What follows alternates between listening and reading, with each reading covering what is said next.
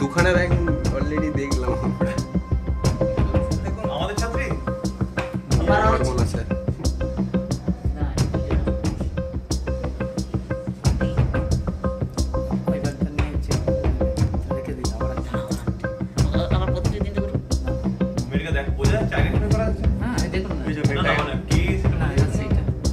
মুখটা কালো দিয়ে বাঁধা আছে।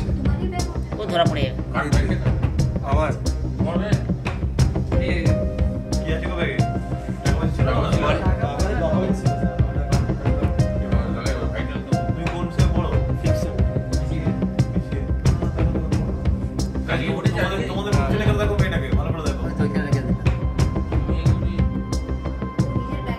ঘটনা ঘটেছিল বলতে আজকে সকালে পরীক্ষা ছিল, তো পরীক্ষা দিতে গেছিলাম 11:15 থেকে।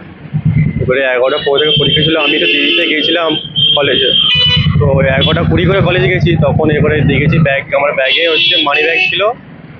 আর মানি ব্যাগটা মনে ছিল না ব্যাগে প্যান্টের পকেটে রাখতে, তো তখন হঠাৎ তাড়াতাড়ি করে আমি ক্লাসরুমের ভিতরে ঢুকে যাই পরীক্ষা দেওয়ার জন্য। তো এরপর ক্লাসরুমে পরীক্ষা শেষে এসে দেখি আমার ব্যাগ যেমন গোছ করে সব গোছ করে বাড়ি চলে আসি। বাড়ি চলে আসার পর দেখি নাকি ব্যাগে আমার মানি ব্যাগ ছিল, মানি ব্যাগটা নেই।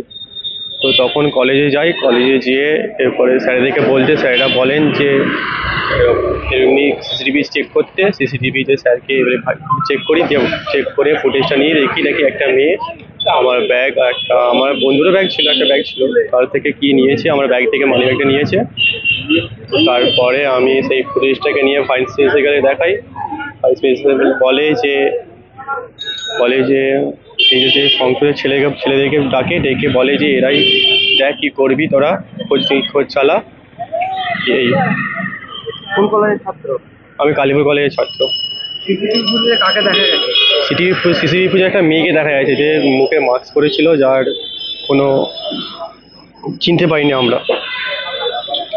কলেজেরই ছাত্র মনে হয় নাকি? কলেজেরই ছাত্র বলে মনে হচ্ছে। কি কি গেছে তোমার হারিয়েছে? আমার হারিয়েছে প্যান কার্ড, আধার কার্ড, ভোটার কার্ড, এটিএম কার্ডটা। ব্যাগের মধ্যে কোনো টাকা ছিল? মানি ব্যাগের মধ্যে হয়তো ছিল, ঠিক জানি না, তবে মনে তো হচ্ছে ছিল না বলে। তোমার বন্ধু কি কি হারিয়েছে? আমার বন্ধুর হারিয়েছে যে টাকা ছিল, সম্ভাব্য 2100 টাকা ছিল, আর এটিএম কার্ড ছিল। পুলিশকে জানিয়েছে বিষয়টা? হ্যাঁ, পুলিশকে জানিয়েছি, পুলিশরা বললো ইনকোয়ারি করবেন। এরপর জানি না কি হবে।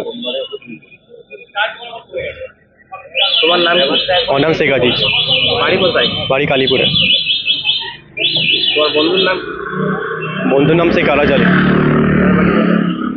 হ্যাঁ, তার বাড়ি কোথায়? তার বাড়ি ঠিকঠাক জানি না, তবে জানি না ঠিকঠাক বাড়ি। কোন ক্লাসে? আমি 3rd সেমিস্টারে। কি পরীক্ষা ছিল আজকে কলেজে? আজকে বিসিএ তোমার প্রিন্সিপাল ম্যানেজমেন্ট ছিল, আর ইআই ছিল।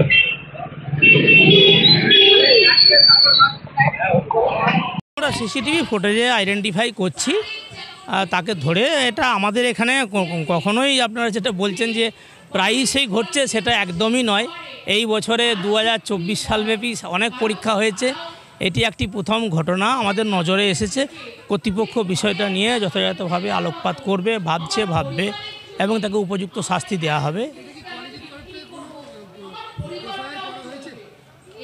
কলেজের তরফ থেকে এফআইআর বলতে এফআইআর কারুর নামে করতে হয়, তো ওকে আইডেন্টিফাই করা যায়নি এখনও।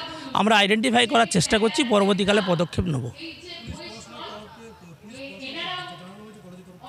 না, আমরা ওটাকে আইডেন্টিফাই করি, তবে তো নাম ধাম জেনে আমরা জানাবার চেষ্টা করছি। আমরা দেখছি, আমরা কাল থেকে সিসিটিভি ফুটেজ আমরা আজকেও পর্যালোচনা করেছি, গতকালও পর্যালোচনা করেছি।